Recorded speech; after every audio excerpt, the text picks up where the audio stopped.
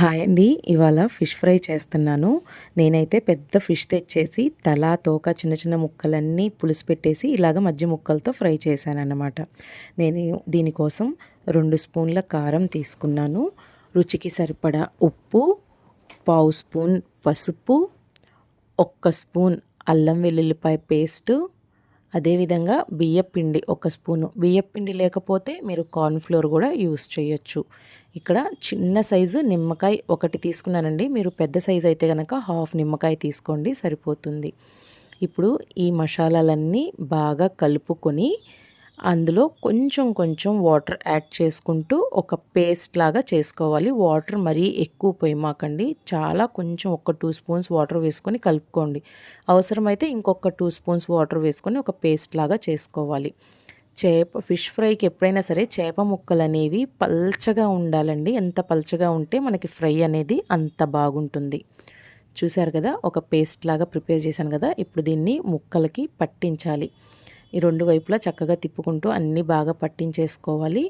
ఈ fish fry marinate చేసి పెట్టుకుంటే మసాలా అనేది చేప ముక్కలకి బాగా పడుతుంది. కనీసం ఒక గంటన్నా పక్కన పెడితే చాలా బాగుంటుంది. లేదనుకుంటే ఒక అరగంట పెట్టినా కూడా సరిపోతుంది. ఈ విధంగా ముక్కలన్నిటికీ మసాలా బాగా పట్టించేసి మనం ఒక గంట మ్యారినేట్ చేసి పక్కన పెట్టేసుకోవాలి. ఇప్పుడంటే రకరకాల మసాలాలు వచ్చినాయండి.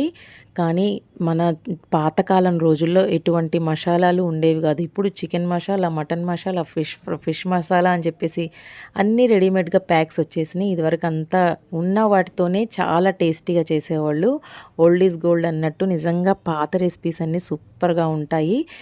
అలాంటి రెసిపీస్లో ఇదొకటనమాట. మ్యారినేట్ చేసి నేను పక్కన పెట్టేశానండి. గంట అయిపోయింది. ఇప్పుడు ఈ ముక్కల్ని ఆయిల్లో వేసేసి చక్కగా ఫ్రై చేసుకోవాలి. మనం ఆయిల్ వెడల్పాటి దాంట్లో వేసుకొని ఫ్రై చేసుకుంటే కనుక ముక్కలు అనేవి షేప్ అవుట్ అవ్వండి. మనం దాన్ని ఇరికించి ఇంకో ముక్క పట్టిద్దేమో అని వేసామంటే అది షేప్ అవుట్ అయిపోతుందన్నమాట. అట్లా కాకుండా విశాలంగా వెడల్పుగా ఉండే గిన్నెలో వేసి ఫ్రై చేసుకుంటే కనుక చూడటానికి బాగుంటుంది. చక్కగా టేస్ట్ కూడా మనకి చక్కగా వేగి కరకరలాడేటట్టు వేగుతుంది. చేప ఎప్పుడైనా సరే ఈ విధంగా ఒత్తుకుంటూ కొంచెం నొక్కుతూ వేయిస్తే కనుక అది ఎక్కువగా క్రిస్పీనెస్ అనేది యాడ్ అవుతుందండి. మనం బియ్యం పిండి వేసింది కూడా 1 స్పూనే. అది ఎటువంటి కోటింగ్ కాదు. ఉన్న మసాలాలు మనం ఆయిల్లో వేయంగానే మసాలాలు నూనెలో కలిసిపోకుండా అదొక రకంగా కోటింగ్ లాగా ఉపయోగపడిద్ది. అంతేనండి. చేప అయితే ఎంత పర్ఫెక్ట్గా కుక్ అవుతుందంటే అసలు ఒక్కసారి తింటే మళ్ళీ ఇదే విధంగా ఫ్రై చేసుకుంటారు. అంత బాగుంటుంది. తప్పకుండా ట్రై చేయండి. చూసారు కదా, 2 పక్కల తిప్పుకుంటూ ఎర్రగా చక్కగా వేగిపోయింది. ఎంత క్రిస్పీగా ఉంటుందోనండి. ఈ విధంగా తీసేసుకొని మనం ప్లేట్లోకి ఇదే విధంగా మనకి ఎన్ని కావాలనుకుంటే అన్ని బ్యాచెస్గా వేసేసి ఫ్రై చేసుకోవాలి. ప్లీజ్ అండి, నా వీడియోస్ కనుక నచ్చితే లైక్ చేస్తూ ఉండండి, షేర్ చేస్తూ ఉండండి, నా ఛానల్ని సబ్స్క్రైబ్ చేసుకోండి.